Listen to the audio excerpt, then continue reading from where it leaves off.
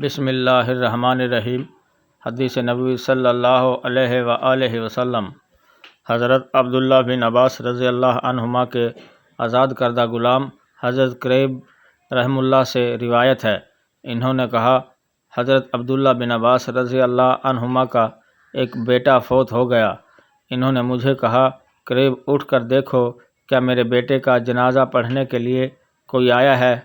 میں نے کہا، جی ہاں۔ فرمایا، تیرا بھلا ہو، تیرے خیال میں کتنے افراد ہیں؟ 40 تو ہوں گے۔ میں نے کہا، نہیں بلکہ اس سے بھی زیادہ ہیں۔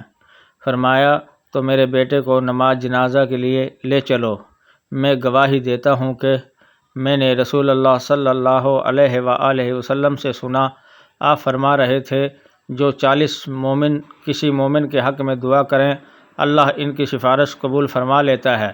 حدیث نمبر 1489، کتاب سنن ابن ماجہ، درجہ صحیح۔